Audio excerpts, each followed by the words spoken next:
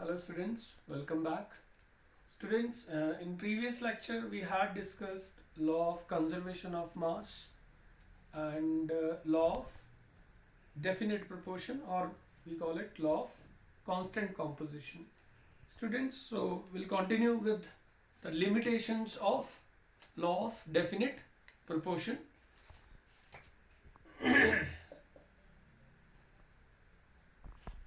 Now the first limitation of law of definite proportion or constant composition is that it does not apply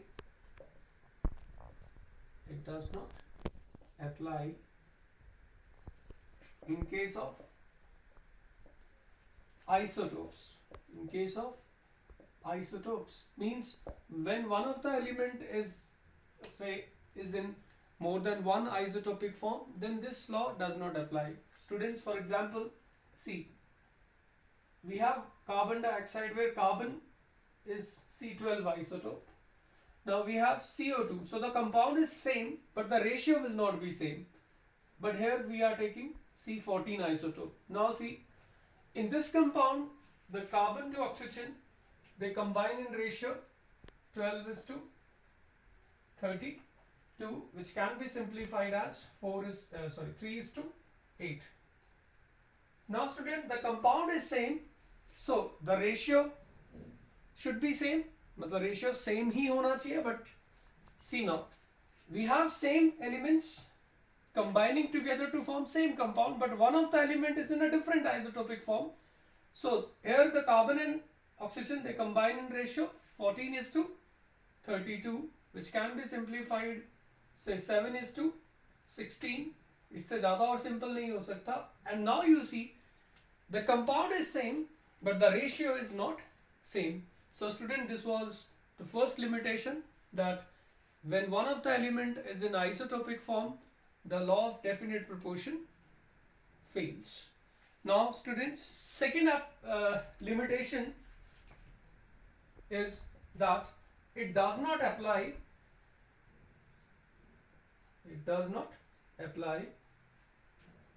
in case of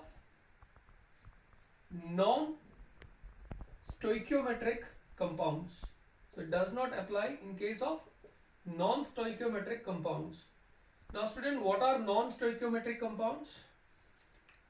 The compounds in which the ratio in which the elements combine is not the same as indicated by their chemical formula are called non-stoichiometric compounds.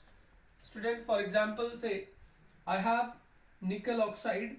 So the formula indicates that nickel and oxygen, they are combining in ratio 1 is to 1.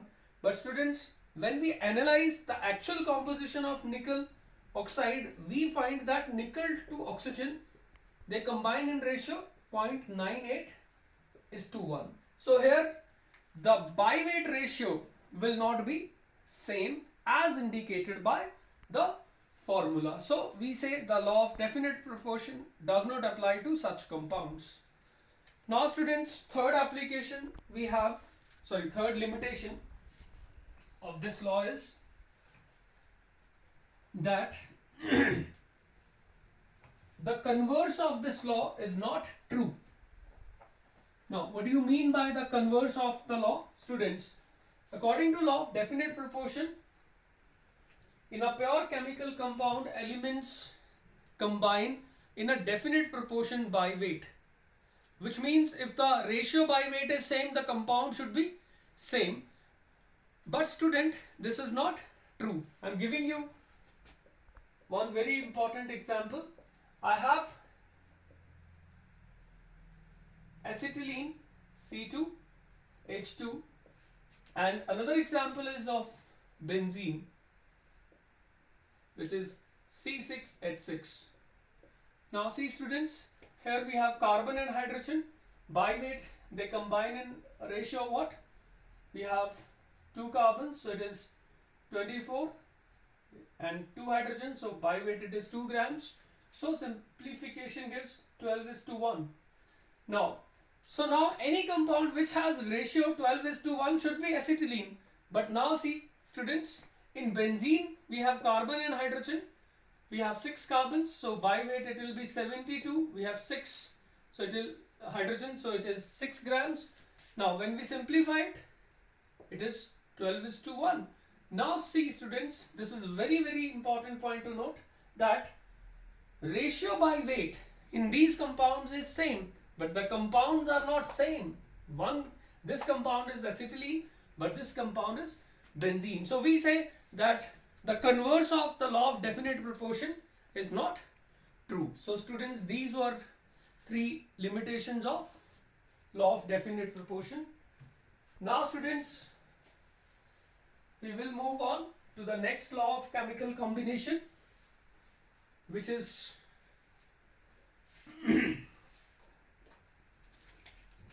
law of multiple proportions. Law of multiple proportions. Students, what is the statement of this law? That is law of multiple proportion. So this law states that when two elements combine together to form 2 or more compounds, then masses of one of the element that combines with fixed weight of the other element bear a simple whole number ratio. So students, listen carefully, that whenever two elements, so any two elements, when combined to form 2 or more compounds, then weight of one of the element, मतलब उनमें से किसी एक element का जो weight होगा, which combines with the fixed weight of other, will bear a simple whole number ratio. So student, let me take two elements, say nitrogen and oxygen. Now students, nitrogen and oxygen can combine in different ratio by weight to form several compounds. Like we have compounds,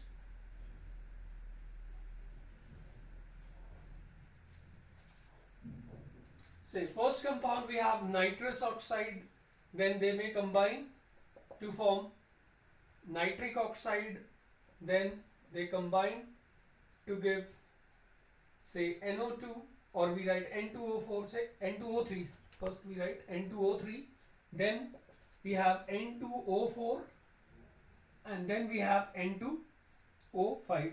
So two elements may combine to form 2 or more compounds. Now see students, weight of mass of say nitrogen in this compound is 28 grams. Here it is 14. Here it is 2 into 14, 28.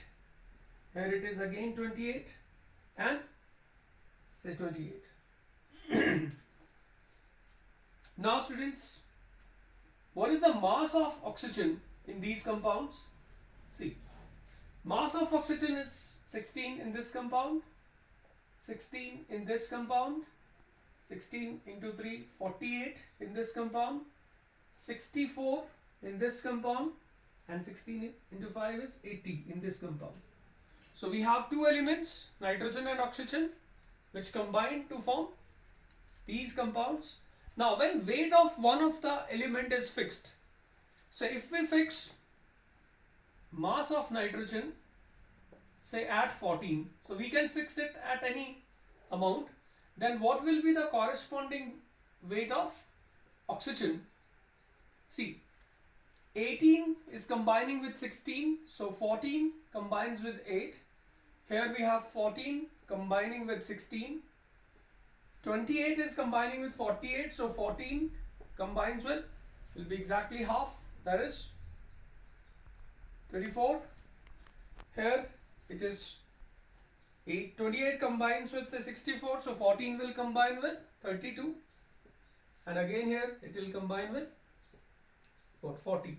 So now students, the statement was when two elements combine to form 2 or more compounds, then masses of one of the element, say oxygen, that combines with fixed weight of the other element bear a simple whole number ratio. Now students see, the mass of oxygen is in ratio 8 is to 16 is to 24 is to 32 is to 40, and we upon simplification get a simple whole number ratio.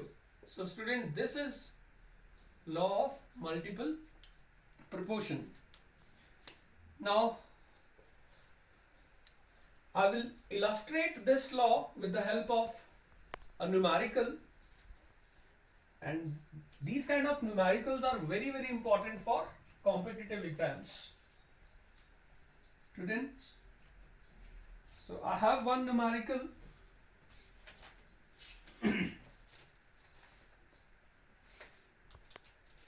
Now, the statement of the numerical is two oxides.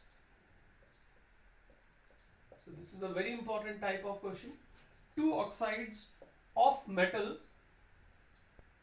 say M, contain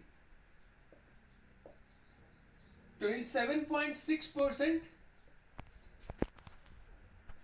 and 30% of oxygen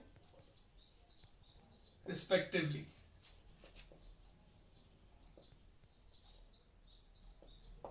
Now, if the formula of first oxide, so if the formula of first oxide is M3O4, the formula of second oxide will be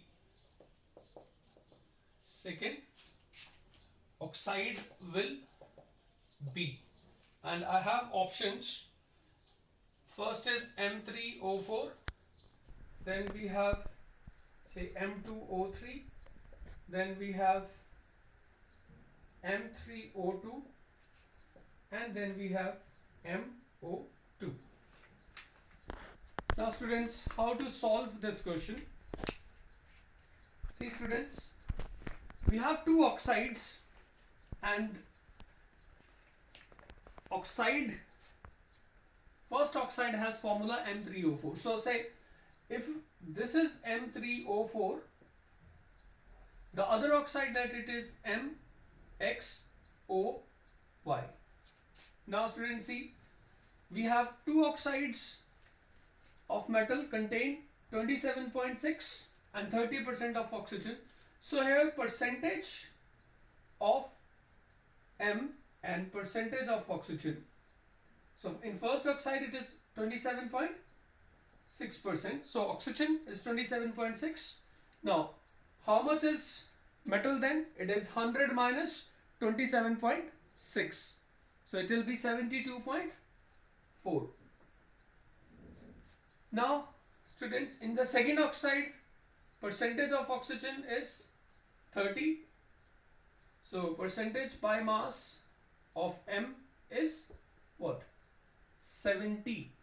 Now we'll determine the values of X and Y. Students, now first see that 72.4 parts of M correspond to how many atoms of M? 3. So we say 72.4 parts of M correspond to how many atoms? We say 3 atoms of M per molecule.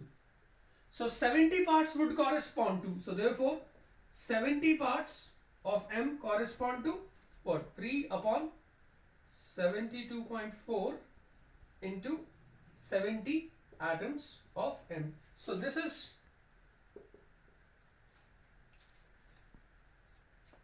now the number of atoms. Now similarly, now see, 27.6 parts by mass of oxygen correspond to how many oxygen? 4. So we have 27.6 parts by mass we are taking of oxygen correspond to how many oxygen atoms? 4. So we have 4 atoms of oxygen. So 30 parts would correspond to, so 30 parts of oxygen correspond to what? 4 upon 27.6 into what? 30 atoms of oxygen. So this is Now students see the ratio M to O.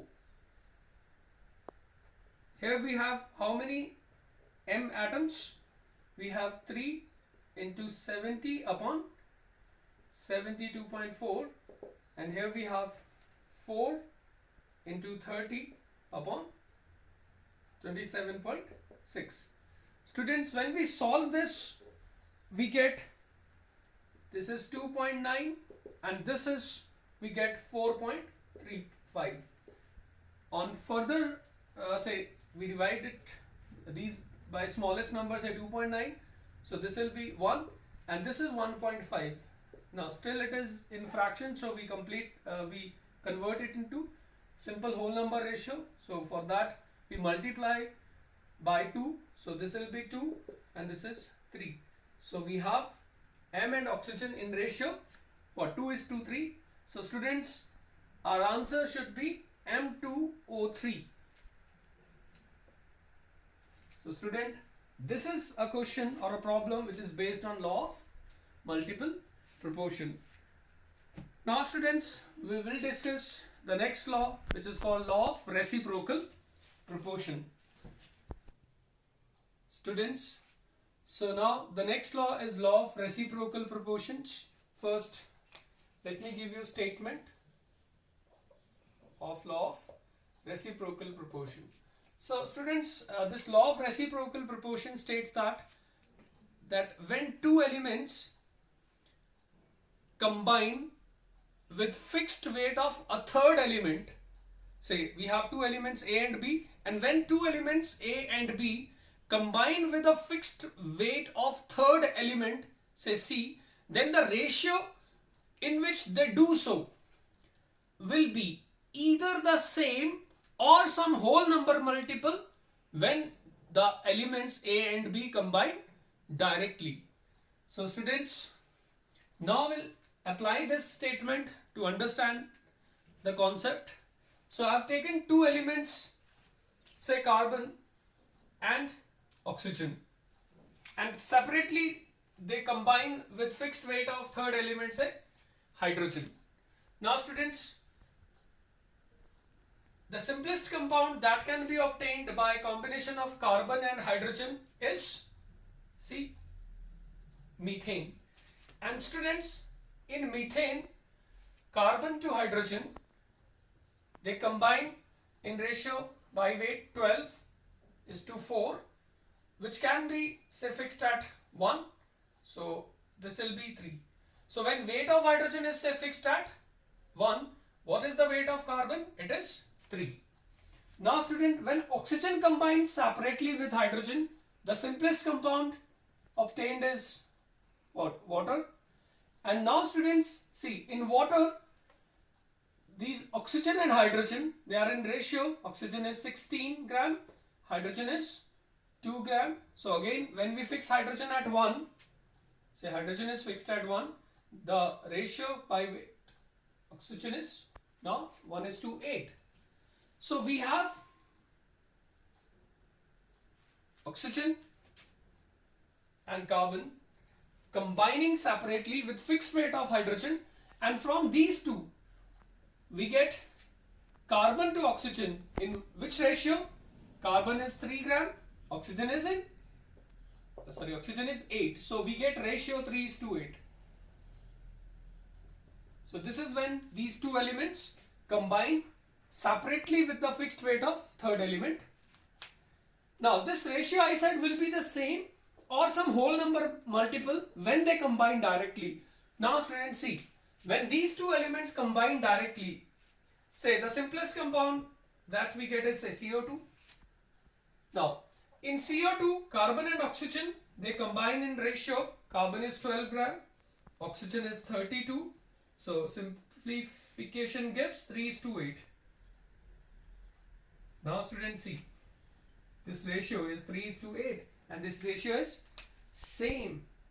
So this is law of reciprocal proportion, that when two elements combine with fixed weight of third element, then the ratio by weight in which they do so is either the same, या तो same होगा या फिर whole number multiple होगा. Now what do you mean by that whole number multiple? Say students, when carbon and oxygen combine, the compound can also be CO. The compound can also be carbon monoxide. Now students, see, in carbon monoxide, carbon is 12 gram and this is what? 16 gram. So when we solve this, we get 3:4. And this ratio now students, when they combine directly, is 3:4, and when they combine separately with the fixed weight of third element, the ratio we get is 3:8. And these two ratios are what? They are not same, but they are the whole number multiples. Like this 8 and 3 and 3 to same hai. And see 8, 4. And what is 8? It is 2 times 4. So these ratios are either the same or some whole number multiples. Now student, we will discuss the next law, which is Gay-Lussac's law of combining volumes.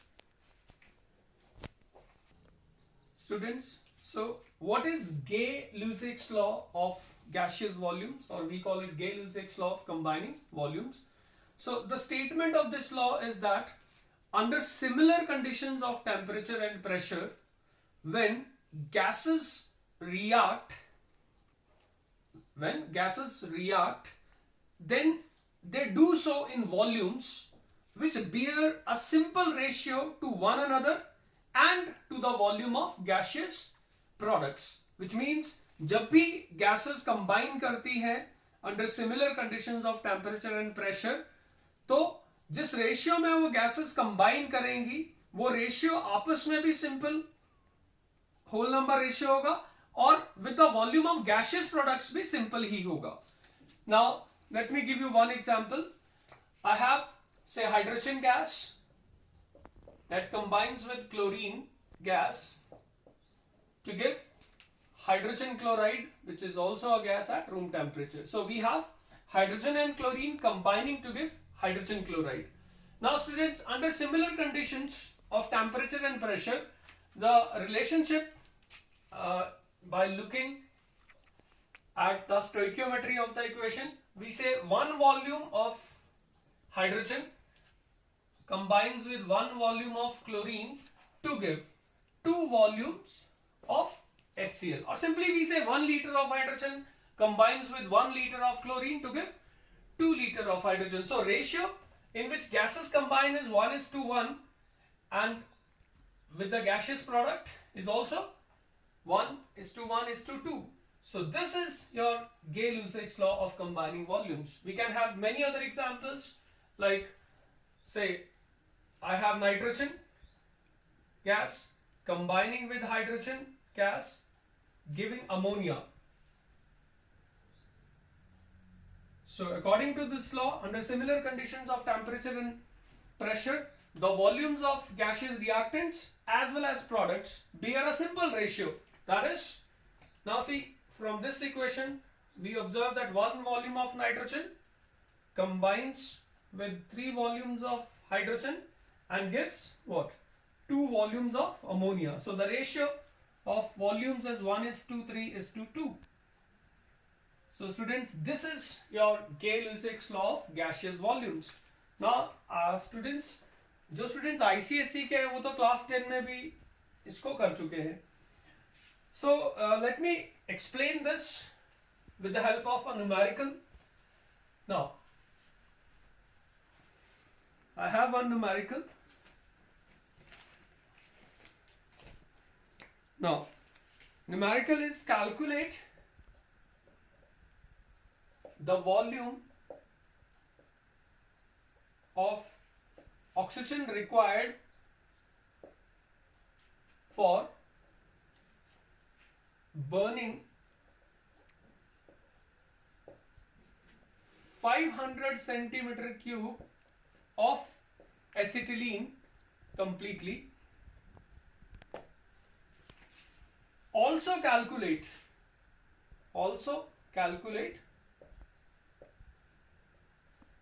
volume of carbon dioxide produced under similar conditions of temperature and pressure. So we are assuming that conditions of temperature and pressure are same. So student, first we'll write combustion of acetylene. So C2H2 when burnt, being a hydrocarbon, it gives carbon dioxide and water.